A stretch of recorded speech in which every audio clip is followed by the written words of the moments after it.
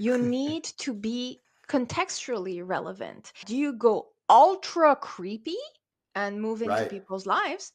Because that will activate a cognitive bias in all of us. It's called reactance. When somebody tells you don't do that, you're going to want to do the opposite. Welcome to Playbook Broken, the show where we interrogate what's no longer working in marketing, sales, growth, and today SEO, and get real about what might work next.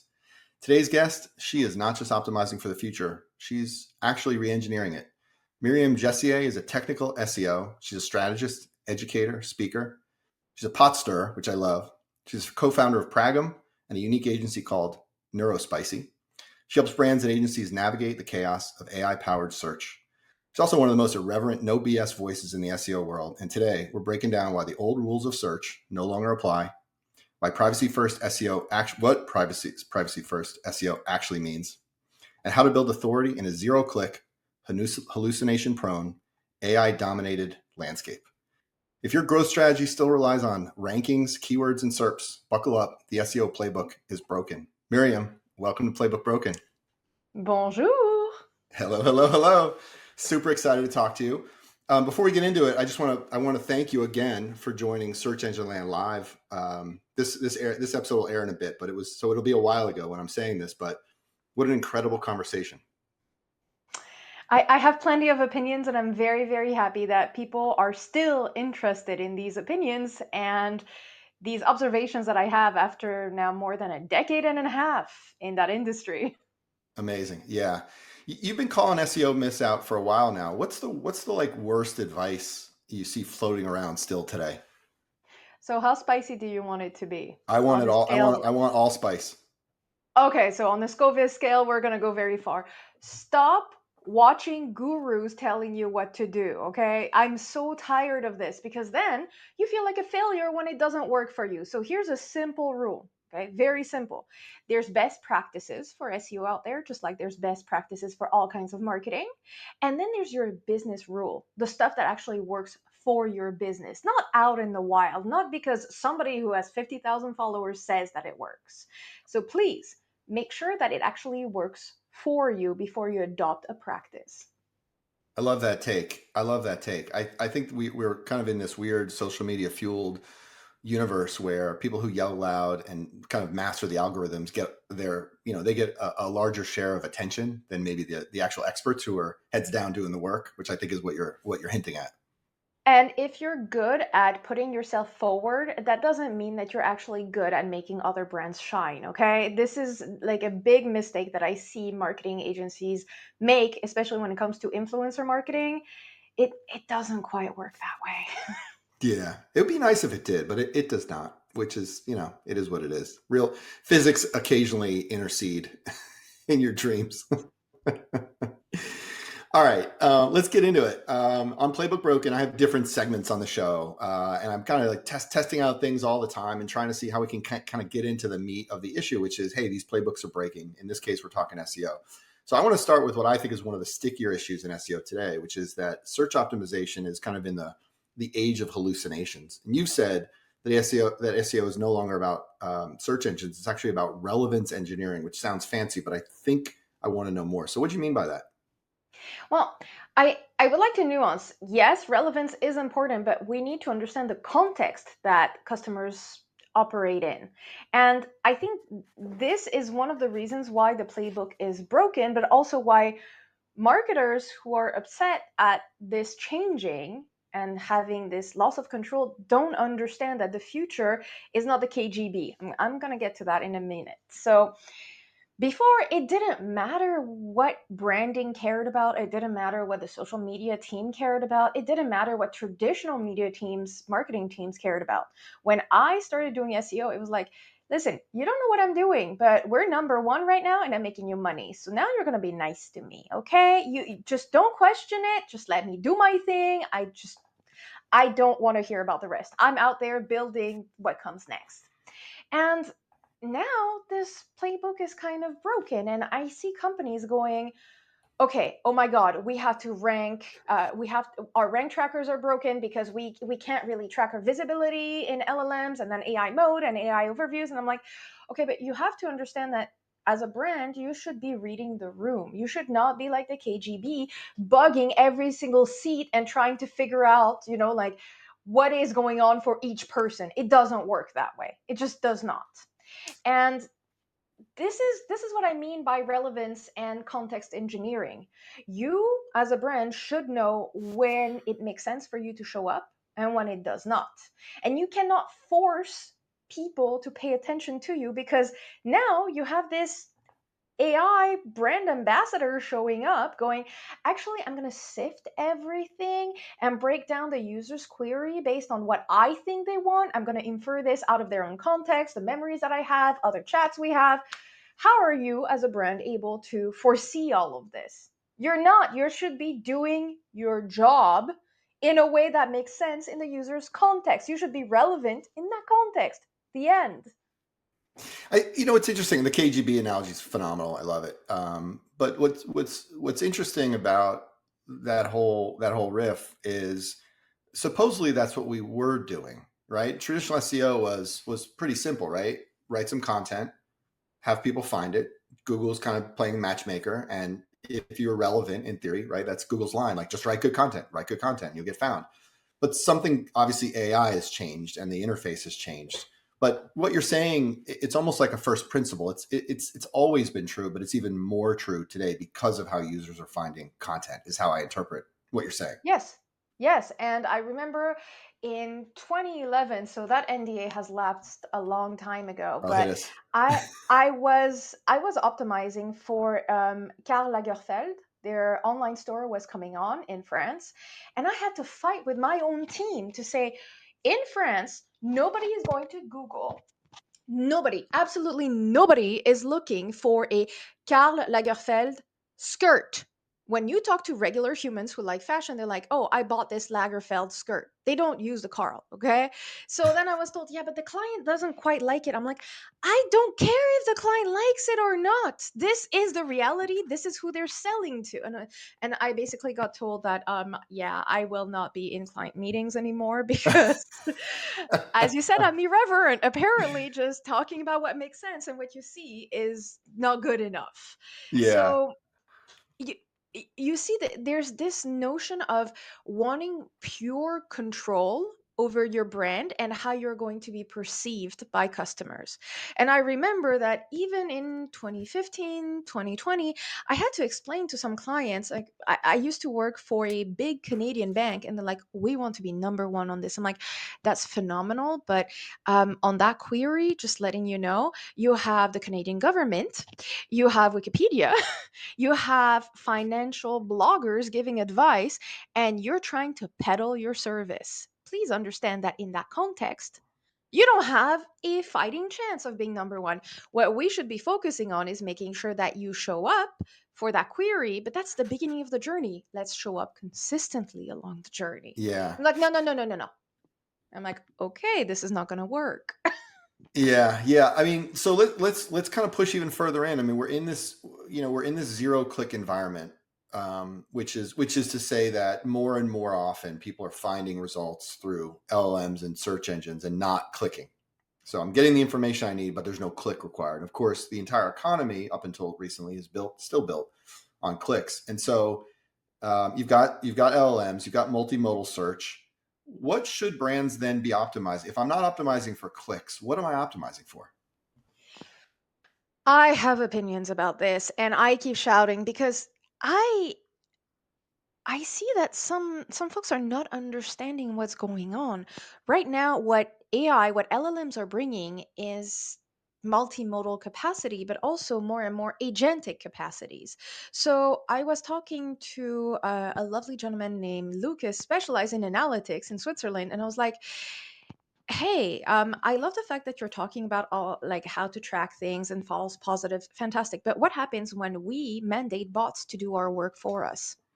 Because right now we can absolutely send a bot to purchase shoes. I know that the SEO in charge of the brand On, wonderful shoes, by the way, if you're traveling a lot or if you're an athlete, which I am not.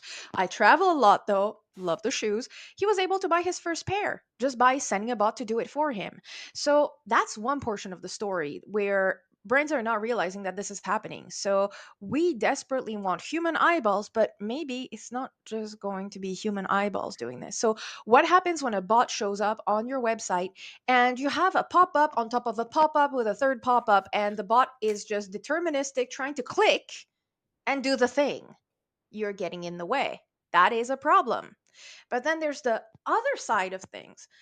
I have been glued to my phone since the ChatGPT, but also my favorite is Perplexity.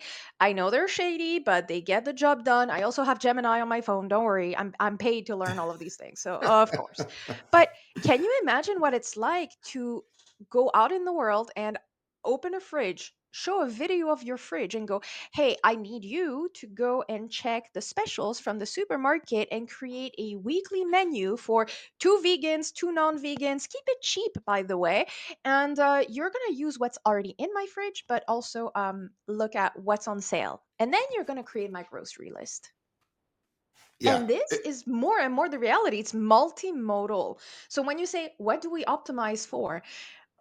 Once again, we need to reconsider, what does the ecosystem look like? What are we helping to build and optimize for that? So if I'm in the store, Mark, and I'm wondering, because I'm not vegan, I take a picture of something and then the words don't show up, the machine cannot read it, and I ask, is it vegan? Ooh, you're losing out to the next packaging that's going to tell me it's Yeah. vegan.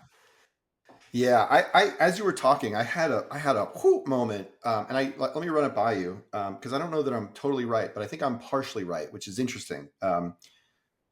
Here's an analogy. So before the internet, let's go like 1987. I don't know, 1991, before commercial internet was a thing. So all of time up till 95, let's say. Um, brands, let's just use the shoes, right? On didn't even have a direct channel, and they sold through distribution channels, and those distribution channels needed people to walk in the front door. That was the majority of people, right?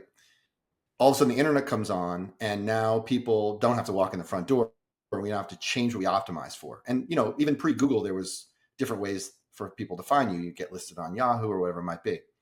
Now, and here's the analogy or the analogous situation, which is now we have a new mechanism. We have agents that can do our bidding for us. So we went from having to get in a car, go to the store, walk in the front door, try on a pair of shoes, to I don't know, do it online and free shipping back. And now I just describe what I want, and it just shows up in my house.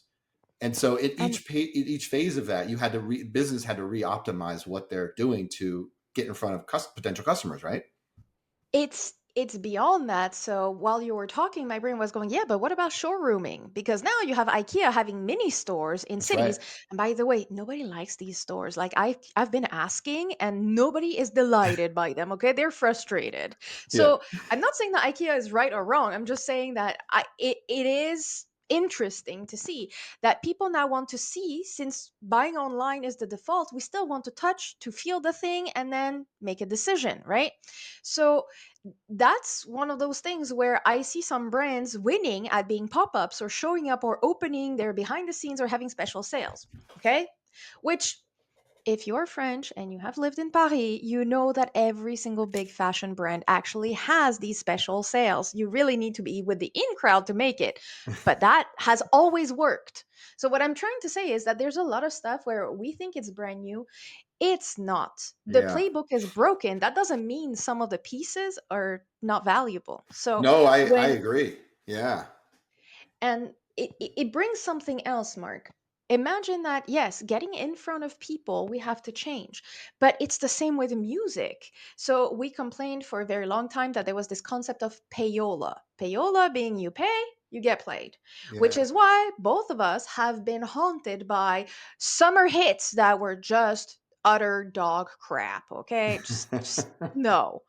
And so Don't come after my now, summer pop songs, man. although if I do this, it's a 2000s Okay, that one's summer crap. song. Okay, yeah, we're good there. See, see, and this it ties into something else.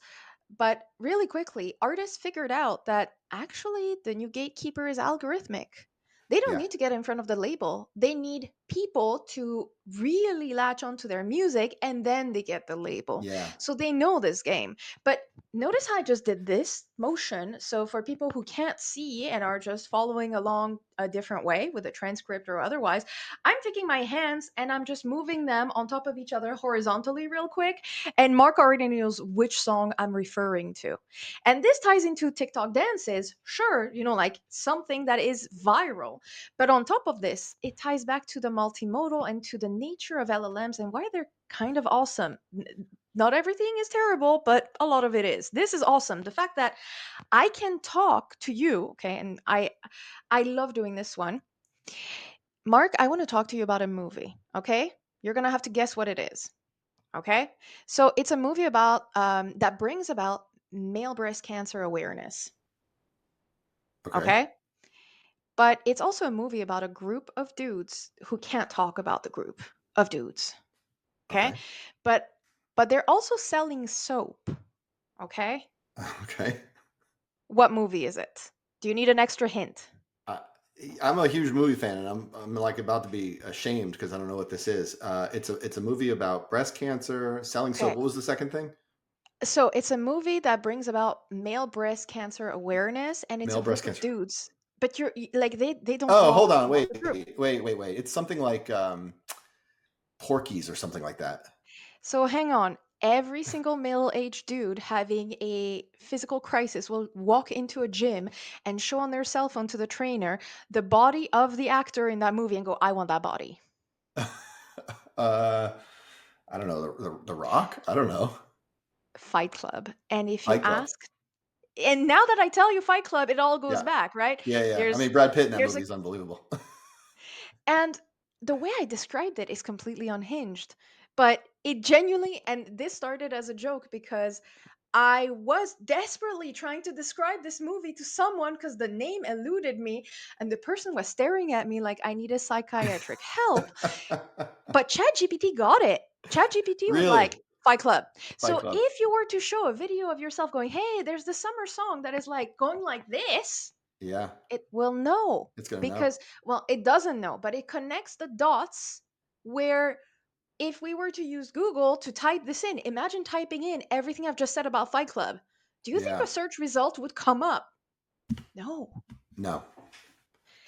Yesterday, I went on Perplexity and I was like, I need you to help me find a chili crunch brand that is only available in the US but has a strong, incredible visual identity compared to all the other Chinese ones that you see out there. Yeah. Based on that design hot take, it was like, oh yeah, you're looking for a fly Beijing. Go. Yeah.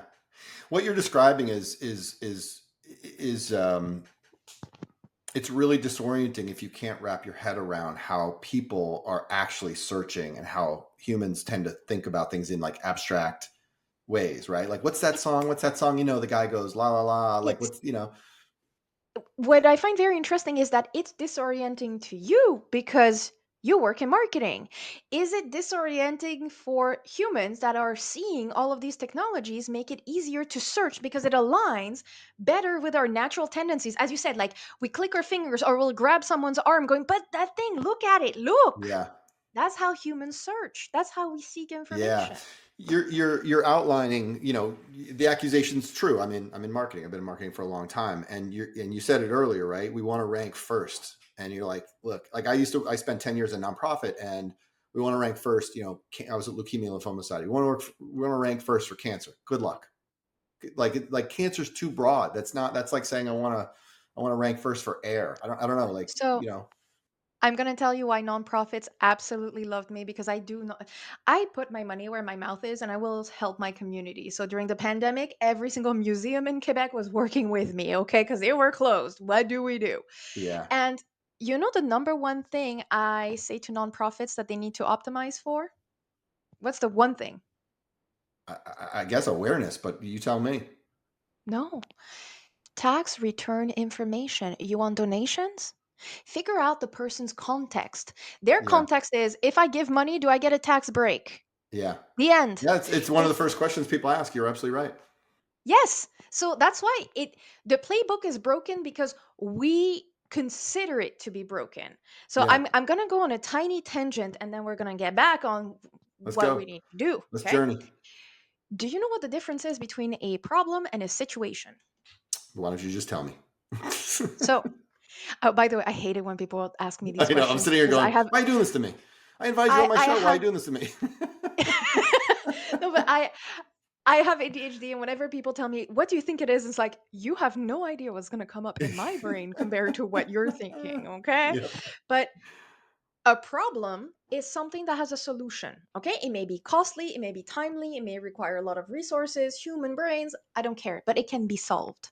A situation cannot be solved because it simply is. So GDPR is not a problem, okay? It simply is a matter of fact if you operate in Europe. It is a legal Right. framework. And situations can change, and situations can go back to being a problem depending on the context, the awareness, new people coming in, whatnot. Okay, it's not a closed off thing, but search being now AI powered is not a problem. It is a situation. So the longer we operate on this premise of I have lost something and I'm upset, the longer we're closing ourselves off to figuring this out and having the liberty, the mental bandwidth to actually do something worthwhile. Yeah. I think what you just said is really powerful. It's really insightful, and it immediately reframes almost everything I'm working on as is this actually just a situation? I will tell my team often, like, hey, there's some physics to this. Let's I'm just thinking of one right now. Let's talk email marketing, right? Like email marketing, there's physics to what it is. You're going to get a certain amount of deliverability. There's going to be a certain amount of average opens. There's going to be a certain amount of clicks. Some of those clicks are going to be but mitigated by spam checkers. They're going to be fake clicks. It's a situation. You can do something about it. You can try to do something about it. You can turn it into a problem, or you can acknowledge like some of these clicks are not real clicks, they're bots. And I think like that framing is really powerful. And I think you just paid for the entire podcast. So thank you for that. But it helps people that are in charge that have to make the hard choices Yeah. make better decisions instead of I've had clients spend literally $15,000 Yeah. just to have me tell them, hey, you have been clicking on your competitors, and as a result, Google simply doesn't show you your own result anymore because That's they right. understood you don't want it. So it's really, that's a quick segue, and then we're going to move on. Not even a segue, but a quick addition to that, and then we're going to move on. But we're going to move on in a way that's connected to what you just said, and which is I was thinking about the algorithmically mitigated world that we live in, and kind of what you just said, which is as you take actions, it's learning, right? And so now we've got a new set of tools coming on the market. SEMrush, Conductor, the rest of them. They're all saying we can help you understand what's happening in AI, and that's great. Generic prompts, you just sort of go, okay, you rank here, here, here. But here's the problem, I think, as I think about it, and I think I watched a video on LinkedIn about this the other day, which is, yeah, except if you're a regular chat user, which 700 million of us are, or whatever the number is, right?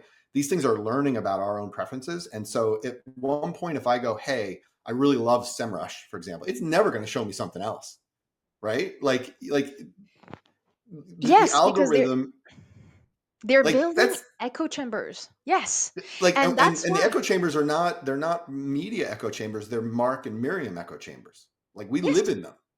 Like So what I find fascinating with this is it ties back to my initial statement. You're not the KGB. yeah. You need to be contextually relevant. Yeah. And how do you accomplish that? Do you go ultra creepy and move into Right. people's lives? Because that will activate a cognitive bias in all of us. It's called reactance. When somebody tells you don't do that, or when somebody does something where you resent them for it, you're going to want to do the opposite. That's right. So yeah, like the more I'm targeted, and as you can see with my background, I like Art Deco. Okay, that's like I have a 100-year-old tall boy right here, wonderful. But Reddit keeps targeting me to try to sell me some Art Deco ring from Etsy, and I'm like, you really don't get it, okay? Yeah. I'm not Yeah. gonna wear it. I'm gonna put it in my house. Yeah. and and it's one of those like the more they show it to me, the less like the faster I scroll. I'm like, Yeah. ah. Yeah. So you don't want to trigger these reactions in people. And that's why I say read the room. So, going back to these tools, okay? I know that this is something most people don't think about. So, if you are considering these tools, first of all, you should be. You should be because something really weird happens to brands. It's called the AI brand drift, or if you are a researcher, you would call it the semantic drift. Okay, so this is something that I know, I've spoken to Philip Armstrong, another consultant in the space, that I really think aligns with where I'm going with this. Is that the more you talk, the more you have conversations, the more you're polluting your context window. So the context window is, if you're listening to this and you don't know, when you have a conversation with these tools, you are bringing in information, they're bringing in information, and when they tell you stuff that doesn't feel quite right, or you're like, no, that's not what I'm looking for, darn it will still consider this thing. It's am I allowed to swear on this or Yeah, no? hit it. Let's do it. Okay. It's like a plunger. It always brings up old shit, okay? Like, it just does. So you're like, "I already told you to stop doing that," and your solution is you try a new conversation, right? But with tools being able to reference different chats that you have going on, this stuff will Yeah, keep coming up. So we have some brands that realized their April Fool's jokes are now part of their brand ethos, because an LLM will narrate the brand and yeah, talk about their made up joke acquisition. yeah, And now they come across as being owned by a company everyone is trying to avoid. And it's like, no, they're the opposite. But you yeah, don't get that because they swallow this stuff. So as a brand, use these tools to understand also your context, like what's yeah. being said about you. Okay. That's super smart. Yeah, let's. I want to interrupt just because I want to move to the next part because I think like there's something to build on here. Is that okay? Can we go to the next Yes, piece? let's go. Awesome. All right. So, like I said earlier, Miriam, I've been fiddling with the format, and I came up with something as I was thinking about this conversation, which has been great so far. Thank you. I'm calling this segment "I'm Stuck, Help." Okay, and it's a segment where I, Marc, ask the guest, you, Miriam, a question, and you try to help. And I'm going to frame this exactly the way we've been talking about this. This wasn't planned, but we got here, so I'm really excited. Let's say I'm a CMO. I'm not, but let's pretend I am. And I'm sitting there going, my organic traffic is tanking. Search is weird right now. I don't know. I don't understand half this stuff. Not even entirely sure I know how LLMs work, but they're fun to play with. I don't trust my agency. I don't trust myself. What do I do? So I'm going to be, how spicy do you want it? I want all spice. We're going, Okay. So first of all, wake up. You've been spending so much money on paid ads and now you're worried about organic? Now you're worried? What the heck? Because personally, I've been seeing some brands like Hermes, Chanel, you can tell I'm very French, but I Hermes love has it. been existing before domestic electricity came into French households, okay? And they don't have a problem with LLMs. They don't, because they created stuff that is just like a semantic, a visual anchor for these tools. They have the proper LLM fuel to make sure that it aligns with everything they've got going on. Can I Yes. just insert a word into that because because it's interesting to hear you talk, and the Playbook Broken audience they're not necessarily search people, they're non-search marketing people, Mhm. strategy. Like, you're talking about brand. That's what you're talking about. You're talking Yes, about. I'm talking about the technical side of branding. Yeah, Yes. yeah. And this is the thing that most people are not realizing. If you want to get really technical about it, this is technical branding. What you're asking your SEO to do is to understand your brand DNA when they didn't care about it at all for years, and now you want them to pull magic. It doesn't work that way. So, first things first, if you're stuck, you need to realize something. So, I have a quadrant that helps brands understand this better. Number one, whatever you put out is your known brand, what you control. So all your PR pushes, all your campaigns, that's going to be gobbled up by AI and going to be spat back out. Okay. Then the second portion is the latent brand, the stuff that people talk about. So if you have, for example, like Nestle, an entire subreddit dedicated to hating you, it's called Fuck Nestle, and it has like hundreds of I've thousands of seen it. people following. Yeah, you don't control what's coming out. Okay. Yep. But not only that, you have a third element, which is your shadow brand. So the shadow brand is like the stuff you know about yourself that you're not necessarily communicating. So what is that shadow brand? Well, the shadow brand can be positive or negative. Oh, did you have lawsuits? Was there a leaked memo? Is there, for example, there's so many CEOs that have shot themselves in the foot in the media and their media team is running after. Now that gets baked in. So it's the stuff that gives you nightmares. Like if it were to come out, we would be toast. But it's also the other side. So let's say that I'm the Target CEO and we know that Target and DEI right now, they're not friends. But they lost so much business. You can't come out and say, "Oh, we are DEI friendly. Forget everything we've said." However, can you discreetly start feeding the LLM some information about your DEI programs so that when ChatGPT comes up and says, "No, but they actually are," there's data they can point to.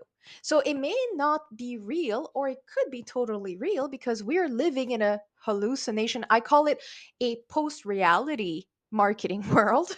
Okay, we're beyond reality. We're not tethered Yeah. to it anymore. But if I tell you that Heineken is a sustainable beer brand, they actually do have a program and you can go on there and check it out. So the machine is basing themselves like itself on stuff that has Yeah. been fed to it discreetly. Yeah. And You know, these three bits, just finishing these three yeah. bits, that's your AI brand. That's your AI narrated brand. It's not what you say. It's Yeah. those three bits together. Yeah. The framework's terrific. The quadrants are amazing. Although there was three, not four. Was there a fourth quadrant? Well, the fourth one is your AI narrated brand. And that's why I want brands to take the time because most brands are going to do just like SEO. They're going to short circuit the thing and go, I want to show up in AI. And it's like, yeah, you will. Just Yeah. not You will. sure You what. will. You were going Exactly. to. You may not like the answer. It's interesting. I mean, I'm just thinking about the investment that's been made or the non-investment, right? The relative investment in PPC versus SEO. And, I've been describing this Don Draper theory. You know Don Draper from Mad Men? Is that Yes. okay? So I've been describing Don Draper as a zombie who's been reanimated, right? So Don's whole thing was brand, brand, brand, brand, brand. These high-end advertising campaigns, emotions. Where do brands are how customers think of you emotionally in their minds, right? Like that's the connection. And so I have this theory. I wrote this thing about Don Draper's a zombie. He's back and he's pissed.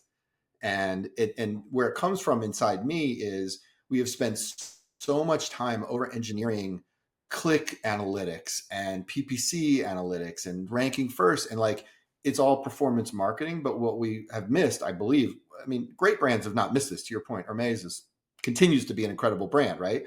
But I think what we've missed is sort of the nuance of brand. And now with AI, with your quadrant, you sort of see what's about to happen, which is scary or an opportunity. Or actually, let me phrase that: it's either a problem or a situation or both. And if let's get pragmatic, because one of the problems that I have with the lovely podcast that we're on is it's a lot of theory. So let's get down to brass tacks, okay? Love it. What does it concretely mean? Take a picture of your packaging and ask ChatGPT, what brand is that? And ask questions like, what is it? Why should I buy it? If you see that it's not answering, What an idea, properly, Miriam. you have a problem. But Yeah. let's go a bit further because take your logo, go to Google Cloud Vision API. There's a demo, it's free. You can upload your logo on there, and if Google recognizes your entity and says logo of this company, then you know that your brand, the technical portion of your brand, is perceived. But let's go a little further because there's one thing that people who are in search don't get that branding people get. A brand is what for customers? From a cognitive standpoint, from a neuroscience standpoint, a brand is a shortcut to decision making. Yes. Okay? And that's what we want.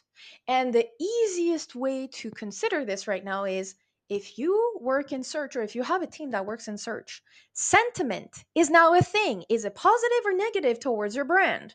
Yeah. But if I'm looking for a fun, flirty summer dress, Zara models are not gonna cut it. They all have that resting bitch face. That doesn't scream fun. So go back on Google Cloud Vision API and you're gonna see there is a confidence score on the emotions that are detected in the picture if there's a human. So when we're talking about sentiment cluster, that's something you can do real quick. Upload your image, your product image, and if there's a human, go like check out what's going on. But just one more thing. Maybe, just maybe, if you want to get really technical about it, take all the reviews that you got and ask an LLM, hey, is it positive? Is it negative? Do sentiment analysis. There's Yeah. somebody in your company that knows how to do this. Yeah. Miriam, that was a masterclass, to be honest, in taking theory into practicality. Is is that practical? Like, is that some kind of your agency? Is it practical? Is that related? It is the bane of my existence. So, just so you know, originally I wanted the name Smart Squids, but if you are in French Canada, as I was, when I registered, you're not allowed. That's English. So, we had Oh, exactly 4 minutes to come up with a name. And I was like, we're Pragm. pragmatic people. Pragm. Okay, so it is. Nobody knows. Yeah, I love it. All right, before we get out of here, this has been amazing. There are so many nuggets I'm going to go over them in a minute. Before we get out of here, I have a segment on the show that I call "Force Yourself."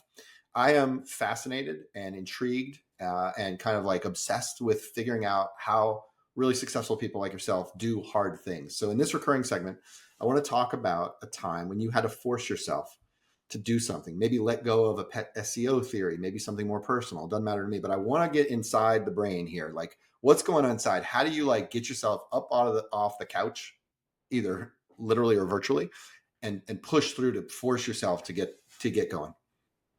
So, first of all, there is no forcing me. And that is a huge problem for me because when you have an ADHD brain, you don't have the same amount of dopamine. Literally, you cannot pay me to give a fuck. You can't.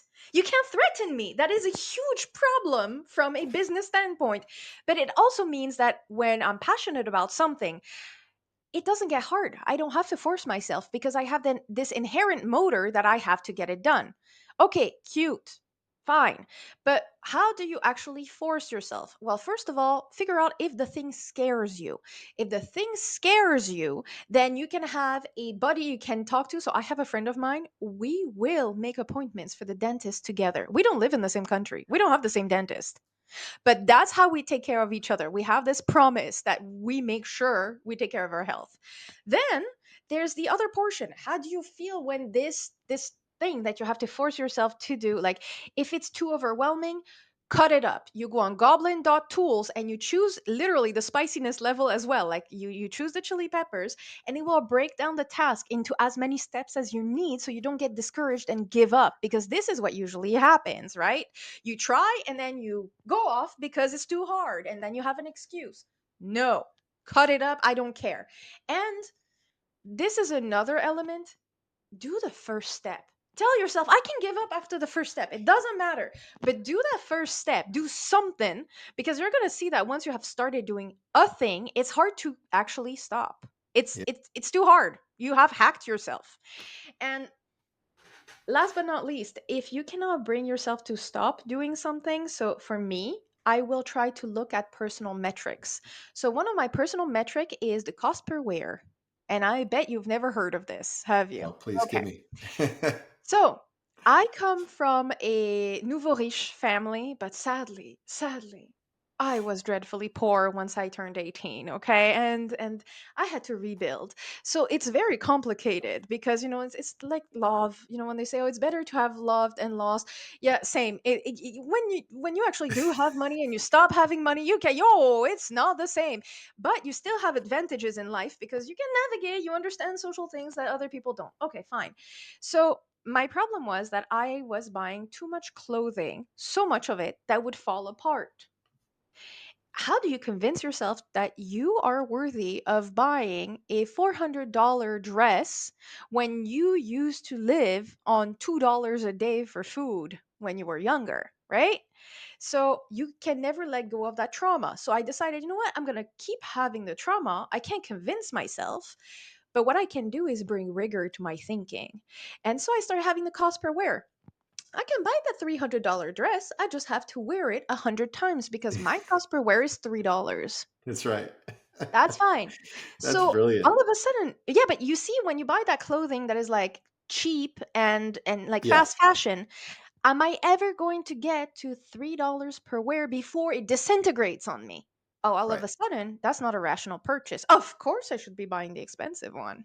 Yeah, I love it. Wow. You just dropped a number of absolute game-changing bombs. I'm just gonna I'm looking at what I jotted down. I was paying attention, but I was jotted a few things down. I jotted KGB down, which was just an insanely good analogy. We talked a lot about control. Marketers need to control, and I think kind of the subtext here is you have no control. Give up. You have a No. situation where you have no You control. can control, you can influence, or you can react to. Yeah, amazing. We talked about, I talked about the difference of walking into a store, buying stuff online, and agents. I didn't get to a thing I want to talk to you about, which you and I will talk about at some point in the future about experience and how important the experiential pieces of all this stuff are, because I think that's part of the key. You talked Yes. about situations and problems. And by the way, I'm stealing that and I'll give you the credit, but like situations and problems is brilliant. And I think you might have invented a new term. Now, I think the SEO community might get mad at me for saying this, but I think technical branding is a Oh, thing. yeah. And it's a It thing is a that thing, and nobody wants to talk about it, but here I am shouting it from the rooftops. I'll add one last thing because I know we were talking about tools, like AIO or Profound or Scrunch. I understand we can't be the KGB, but when you're going to pick your solution, make sure I like to think of it as lab data and field data. The lab data are the prompts you want to track. The field data is all that clickstream data that validates what people are doing. So at least you have an idea. Okay. You're not stuck in your echo chamber. So if you're going to pick a solution, ask the rep, hey, what about the clickstream data? Does the sample actually represent the type of audience I'm going for? So ooh, little tip for smart. CMOs. Yeah, smart question. All right, Miriam, where can people find you? What are you up to? How do they get in touch if they want to talk? All the good stuff. So you can type my first name, Miriam, and SEO, my job in Google, and you will find me all over because they know. But if you're looking for me, the easiest way is reach out on LinkedIn, send me a DM, but make it good. Like, don't start with, oh, hi, how are you? Just tell me where you saw me and what you need from me. Even if you want free advice, just be upfront. I love to give compact value. So do not hesitate to Amazing. reach out. And That's if you great. want to see what I do, Pragm.co or Neurospicy.agency. Love, love, love. Miriam, thank you for being on Playbook Broken with us today. It was amazing. You can find Playbook Broken on YouTube, on martech.org. Find us on all the audio channels, basically everywhere. If you have comments for me or Miriam, like I said, reach out on LinkedIn. Me too. LinkedIn's the best place for me. And thank you for watching.